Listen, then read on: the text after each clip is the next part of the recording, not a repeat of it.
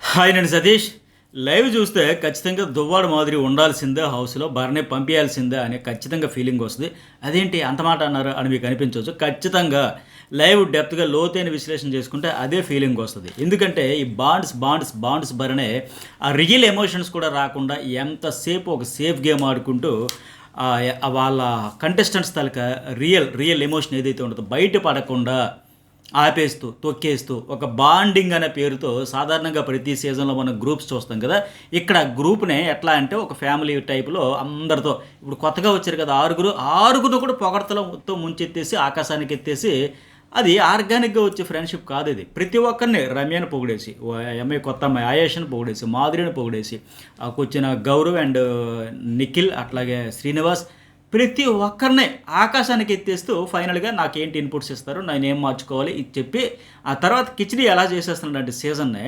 నిజంగా ఈ దివ్య and Tanuja game కూడా ఎట్లా ఎఫెక్ట్ అంటే ఇతని వల్ల అవన్నీ డీటెయిల్గా చెప్దాం. ఫస్ట్ ప్రోమో గురించి ఒకటి 2 ముక్కల్లో చెప్పేద్దాం. ఈ వీక్ నామినేషన్లో నేను ఉన్నా కదా అయ్యో అని చెప్పేసి ఆయన గురించి మాట్లాడుతాను కదా, సుమన్ శెట్టి గురించి లిప్ మూమెంట్ అని చెప్పేసి డబ్బింగ్ చెబుతున్నాడు. ఎంఐఎల్ని ఫన్నీగా ఉంది. ఇంకా అంతకంటే ఏమంటాయి అతను సుమన్ శెట్టి, ఏం లేదన్న చేతులు పిసుకుంటూ కూర్చోవడమే అని రీతి చెబుతుంది.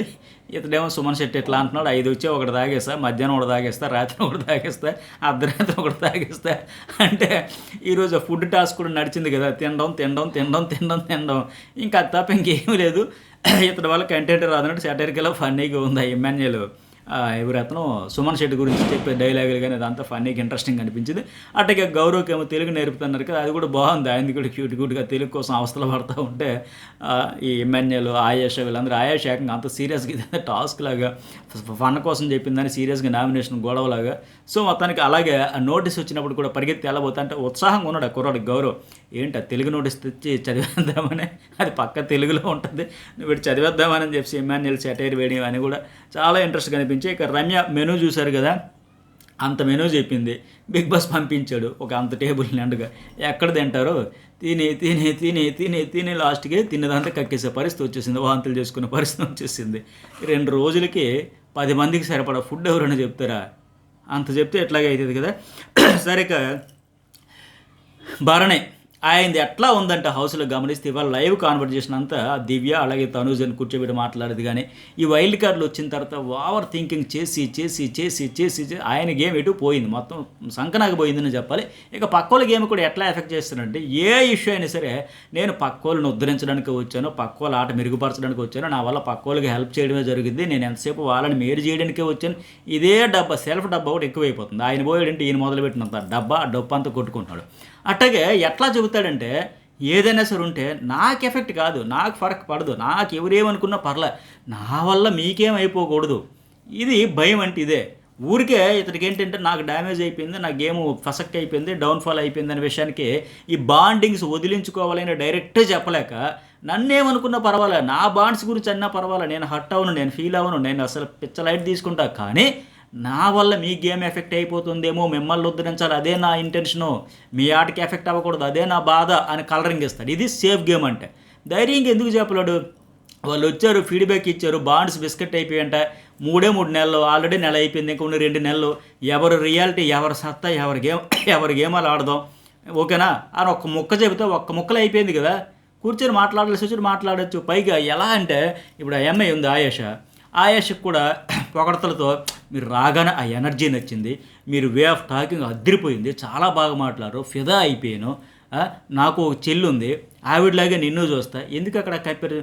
ఆటోమేటిక్గా ఆయేష చెల్లి అంటే నాకు చెల్లి ఉంది, నా చెల్లిలాగే నువ్వు అనిపించో, ఆవిడలాగే నిన్ను చూస్తానంటే నీకు అర్థం ఏంటి? ఆవిడ అన్న అనకపోతే ఆ తర్వాత మళ్ళీ బంగారం థ్యాంక్ యూ బంగారం, ఈ ఓవర్ ప్యాంపరింగ్ కావాలని అవి రాగానే ఎట్లా ఉందంటే అందరిని కూడా పొగడ్తలతో ముంచెత్తి ఐస్ చేసేసి ఫ్రీజ్ చేసేసి ఆ రైవలరీ కొనసాగించకుండా వాళ్ళతో 1-to-1 అవ్వకుండా ముందే ఒక బాండింగ్ పెట్టేసి ఎట్లా వస్తుంది ఆ రైవలరీ?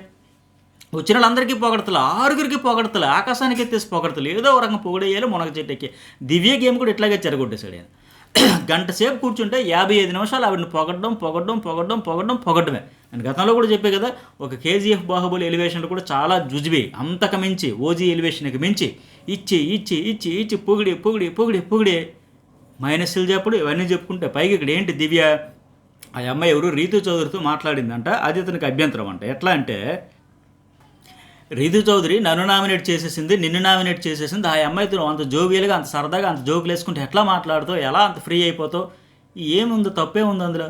ఇప్పుడు వాళ్ళు చెప్పింది నిజంగా ఫీడ్బ్యాక్ వచ్చింది ఏంటి, మీ ఇద్దరే దివ్య భరణి మాత్రమే కనిపిస్తున్నారు అని చెప్పినప్పుడు ఆ అమ్మాయి కూడా ఏమంటుందంటే, నేను అందరితో జోవియల్గా ఉండాలంటే, పైగా నాకు శ్రీజతో కూడా గొడవలు అయినా సరే ఆ టాస్క్ గేమ్ వరకే, తర్వాత మనుషులు అండి మేము అందరం ఫ్రీగా ఉంటాం, అందులో తప్పే ఉంది. రీతు చౌదరి కూడా పైగా వాళ్ళు అంటున్నారు, ఒక భరణి మీరే కనిపిస్తున్నారు, అందరితో మింగిల్ అవ్వట్లేదు, అందరితో కనిపించట్లేదు అంటే కలివిడిగా సరదాగా ఉంటే, అది కూడా హౌస్ గురించి టాస్క్ల గురించి, ఇక్కడ మ్యాటరే కాదు, బయట నా పర్సనల్ రియల్ లైఫ్లో జరిగిన కొన్ని చెప్పుకొని నవ్వుకున్నా, ఎంజాయ్ చేసుకుని అట్లా ఇట్లా చెబుతూ ఉంటే ఇతను తెగ హట్ అయిపోతూ ఉంటాడు. ఎందుకంటే ఇతను నిజంగా ఓవర్ థింకింగ్, బాగా అతిగా ఆలోచించి ఆ అమ్మాయి ఏమంటుంది దివ్య అప్పటికి, ఏమోనండి ఈ వారం ఒకవేళ నేను వెళ్ళిపోతానేమో, ఇంతమంది ఫీడ్బ్యాక్ ఇచ్చిన తర్వాత నేనేం పెద్ద కనిపించట్లేదు, మీతోనే ఉంటాను అని చెప్పిన తర్వాత శ్రీజ కూడా టాప్ 5 కంటెస్టెంట్ అనుకున్నాం, మరి ఆవిడ వెళ్ళిపోద్దని ఊహించామా?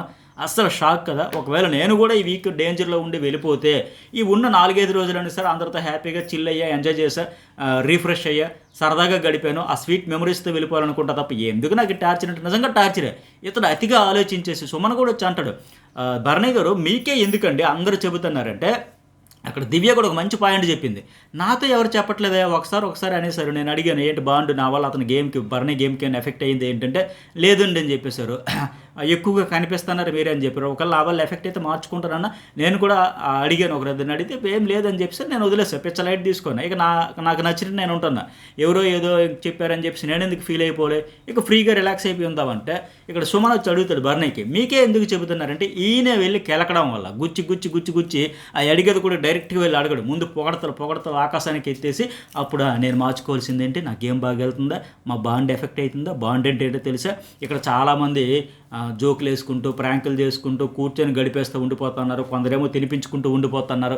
వాళ్ళ మీద పడి ఏడిచే బదులు నీ బాండ్స్ బాగాలేదయ్యా బాబు, ఫస్ట్ నుంచి బిస్కెట్ అయిపోతుందని నాగార్జున గారు ఎన్నోసార్లు చెప్పినా, వీకెండ్లో చెప్పినా, వైల్డ్ కార్డ్ వచ్చిన వాళ్ళు చెప్పినా, అది మార్చుకోకుండా అది డైరెక్ట్గా కట్ చేసే తెగింపు ధైర్యం లేకుండా ఎంతసేపు వాళ్ళని అడ్డం పెట్టుకొని, ఇప్పుడు మాధురి నేను స్టార్టింగ్లో చెప్పినట్టుగా కెలకాలి, మాధురి లాంటి కంటెస్టెంట్ ఉండాలి, అప్పుడు ఈ బాండ్స్ బ్రేక్ అవుతుంది. ఇప్పుడు ఆవిడ వచ్చి దర్దర్లు ఆడించబట్టి, మాధురి కావచ్చు ఆయేష కాబట్టి కదా ఈ బాండింగ్స్ కిచిడీతాలకు ఇవన్నీ కట్ అయినాయి. సీరియల్స్ బాగా నడుస్తాయి చాలు. ఇక్కడ ఒరిజినల్ నానా కూతురా మీరు, ఒరిజినల్ బాయ్ ఫ్రెండ్, ఇక్కడ ఎందుకు ఈ బాండ్స్ అని ఆయేష అడగడం. ఇప్పుడు మాధురి చూసారా మార్నింగ్ దివ్యత అంత గొడవ అవుతుంటే, నేను ఇంతకుముందు న్యూస్ బోర్డులో కూడా అనలైజ్ చేశాను కదా, కావాలని ఇలా వెనక్కి తిరిగి ఎవరికో గుచ్చాలి, గిచ్చాలి అని మాదిరిగా నాన్న మంచిదే, ఇలా ఎగతాలు చేయడం వల్ల తనుజ కూడా అలర్ట్ అయిపోయా, ఏంటిది మళ్ళీ తనుజ కూడా గెలుకుతుంది ఆవిడ మాధురి, మంచిదే. ఇప్పుడు తనుజ ఆట మారింది, తనుజకి మేలు జరిగింది, ఓహో ఈ బాండ్స్ అస్సలు నచ్చట్లేదు, మనం దూరం ఉండాలి. ఆవిడ అవాయిడ్ చేసింది, దూరంగా వెళ్ళి ఉంటుంది, అందరితో ఫ్రీగా కలుస్తూ ఉంది. బట్ భరణి ఏంటంటే అందరితో కలవలేక, ఫ్రీగా ఉండలేక, ఓవర్గా ఆలోచించేసి బాండ్స్ వల్ల నాకు ఎఫెక్ట్ కావట్లేదు, మీకు ఎఫెక్ట్ అయిపోద్దేమో, మిమ్మల్ని సంస్కరించడం ఉద్ధరించడం మీకు ఒక అండలాగా ఉండడమే అని చెబుతాడు తప్ప భస్మాసుర హస్తం. ఆయనతో బాండింగ్స్ ఎవరున్నా ఫసక్ దివ్య గేమ్ సర్వనాశనం అయిపోయిన కారణం అతనే. ఆవిడ రైవలరీ కొనసాగించుంటే అదే స్పీడ్తో, అదే వైబ్తో, అదే ఎనర్జీతో దూసుకుపోతే వేరేలాగా ఉండేది. నేను ఏడను అని చెప్పిన ఆవిడ రోజు ఏడుస్తుంది ఇతరుతో వాళ్ళ బాండ్ వల్లే. ఎందుకంటే ఇలాంటి సేఫ్ ప్లేయర్స్ ఏంటి, ఇతనికి ఎటు డైరెక్ట్ అటాక్ ఉండదు, డైరెక్ట్ పాయింట్స్ ఉండదు, స్ట్రైట్ ఫార్వర్డ్ మాట్లాడేది ఉండదు, నేచర్ ఉండదు. రేలంగ మామయ్యలాగా ఉంటే గత సీజన్లో ఒకటి, సీజన్ 5లో, సీజన్ 6లో రకరకాలుగా వచ్చేవారు.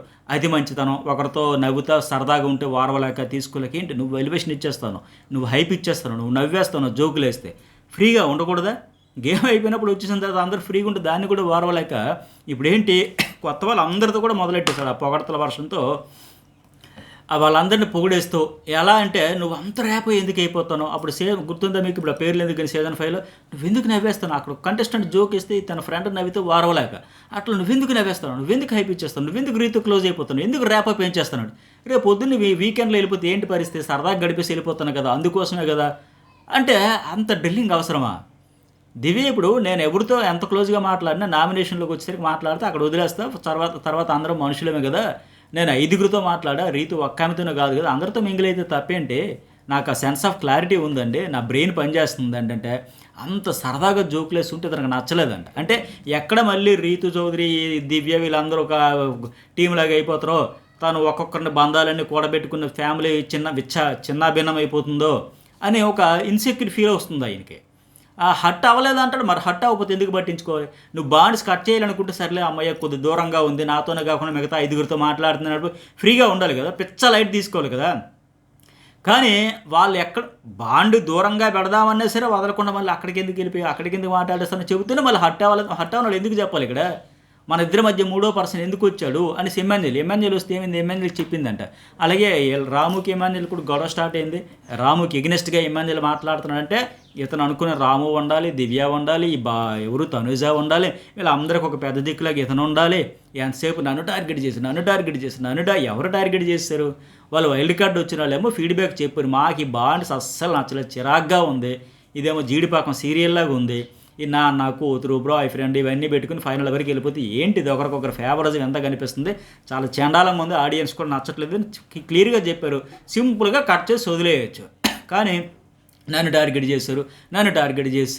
ఇక్కడ రాముకి ఎలా చెబుతున్నాడంటే రాముకి ఏమంటే రాము కావాలంట, తనుజ కావాలి, ఈ అమ్మాయి దివ్య కావాలంట, భరణికి ముగ్గురు కావాలి, ఒక ఫ్యామిలీ ఉమ్మడి కుటుంబాలు ఉండాలంట.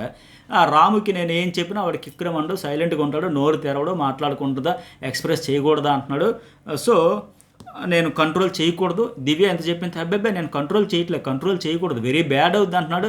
మళ్ళీ ఈ అమ్మాయిని మరి కంట్రోల్ చేయడమే కదా. రీతుతో ఎందుకు అంత క్లోజ్ అయిపోతానో, అంత ఫ్రీగా ఎందుకు మాట్లాడేస్తానో, మన గురించి ఏమైనా మాట్లాడేస్తానో, రాము కూడా వచ్చాడు, ఆ 5గురు మాట్లాడుతున్నారన్నా, అందులో నా గురించి కూడా అంటున్నారన్నా, అంటే ఎక్కడ మన ఫ్యామిలీలో మళ్ళీ మేము ఒంటరి అయిపోతామో, మమ్మల్ని తక్కువ తీసి పడేస్తాం, ఇన్సెక్యూర్ ఫీలింగ్తో కంట్రోల్ చేయకూడదు అంటూనే ఇక్కడ దివ్యని కంట్రోల్ చేసేస్తా, రాముని కంట్రోల్ చేస్తా ఉన్నాడు కదా. ఆమె అప్పటికి అంటుంది, నన్ను అందరూ అంటున్నారండి ఓపెన్ కావట్లేదు, చావకొడుతున్నారు, ఎవరితో ఉండట్లేదు అని అంటున్నారు వచ్చిన వాళ్ళందరూ, అందుకే మాట్లాడుతున్నా, ట్రై చేస్తున్నా, మీరు ఇలాగా మిస్అండర్స్టాండింగ్ చేసుకుంటారు అనుకోలేదు అంటే ఇక్కడ వెంటనే ఇతను మళ్ళీ ఎట్లా తెలిసి మొదలు పెట్టేస్తాడు.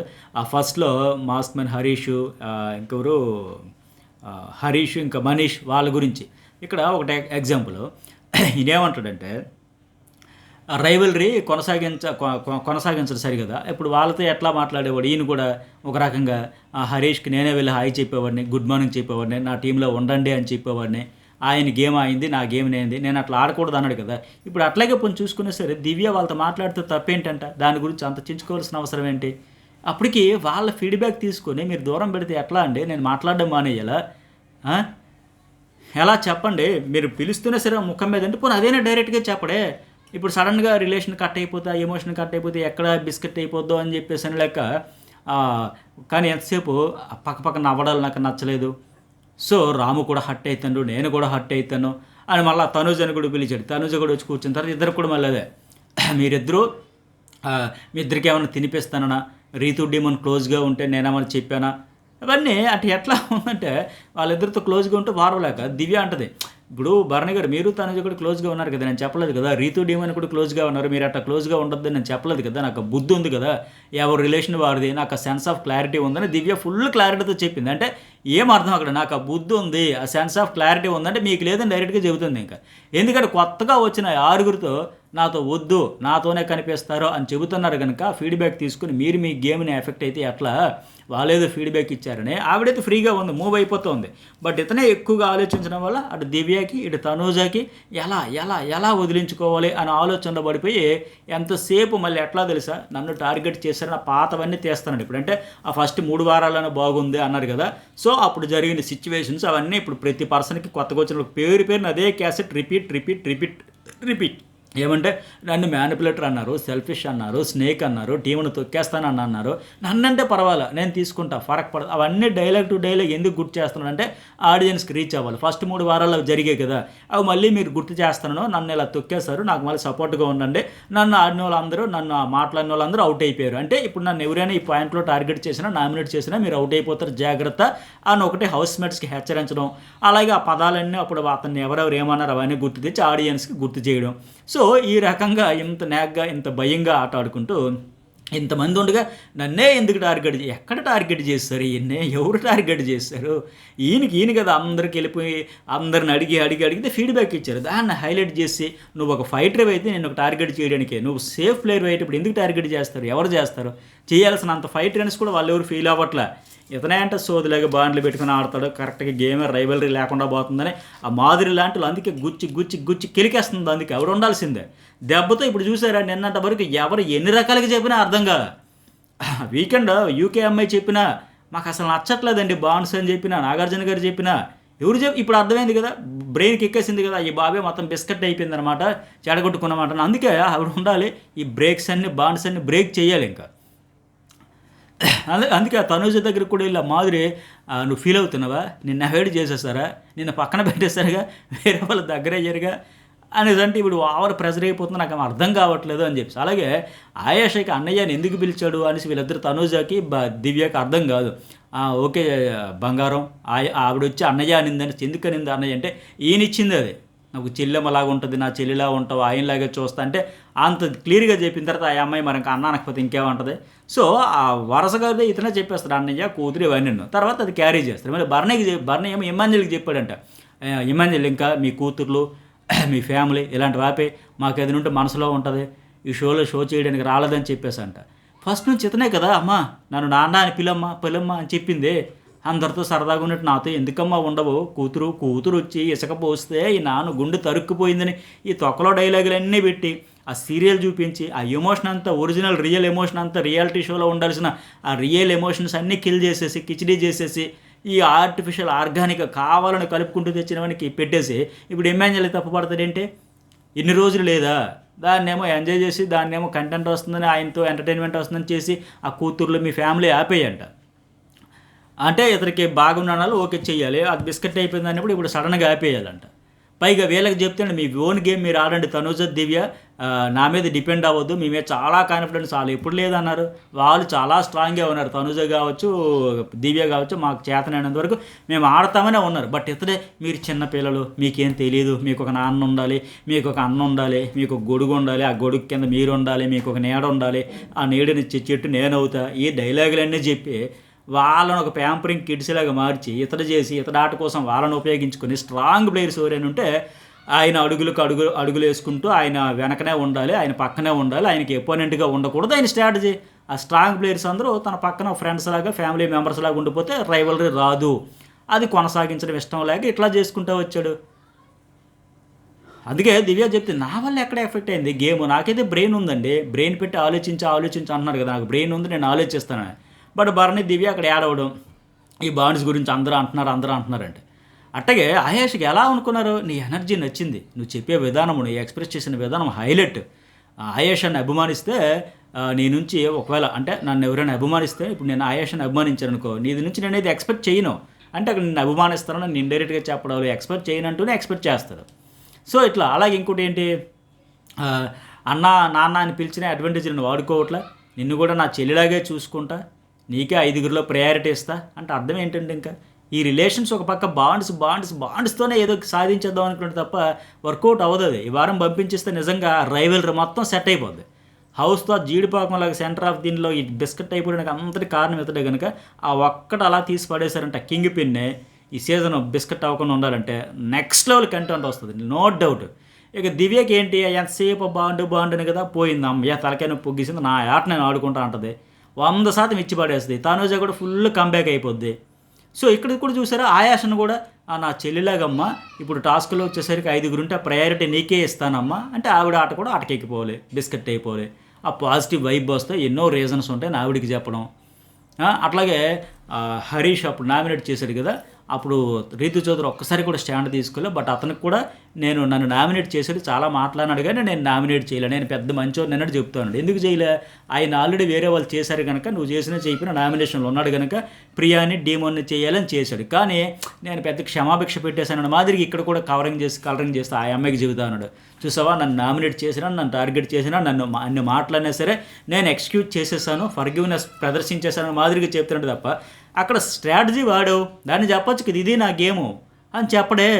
దాని కలరింగ్ నాలో హ్యూమానిటీ పొంగిపూర్లింది, నేను క్షమాభిక్ష పెట్టేసాను మాదిరిగా డ్రైవర్ ఇచ్చుకుంటూ పోతా ఉన్నాడు.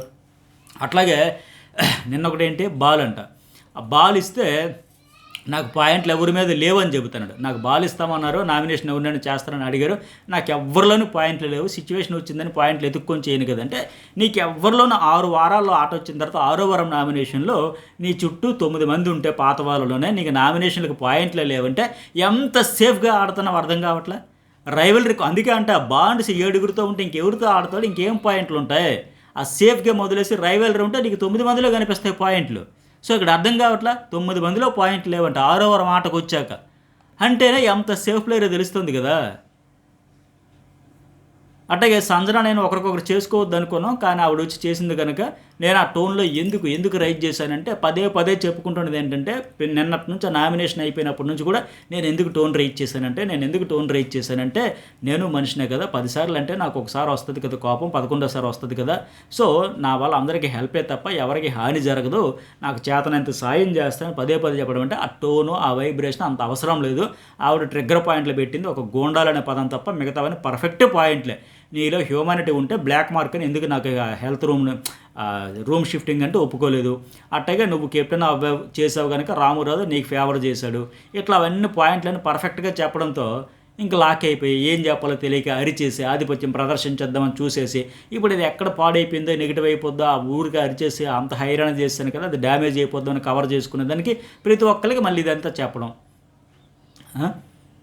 అట్లాగే ఎంతసేపు రాముని కాపాడేయాలి, రాముని జాగ్రత్తగా చూసుకోవాలి, రాము ఒక స్ట్రాంగ్ ప్లేయరు, తనుజకేమో పవర్ అస్త్ర చాలా ఎమోషన్ కాబట్టి అది రాకూడదని విరిచేసా, హౌస్ మొత్తం టార్గెట్ చేసి మాట్లాడితే హౌస్ మొత్తం టార్గెట్ చేసి ఇదే చెబుతూ ఉన్నాడే. అట్లాగే రీతు అంటే ఇతను టార్గెట్ చేసిందంట, ఫస్ట్ నుంచి చేస్తుందట, బట్ ఇతను చేయలేదంట టార్గెట్.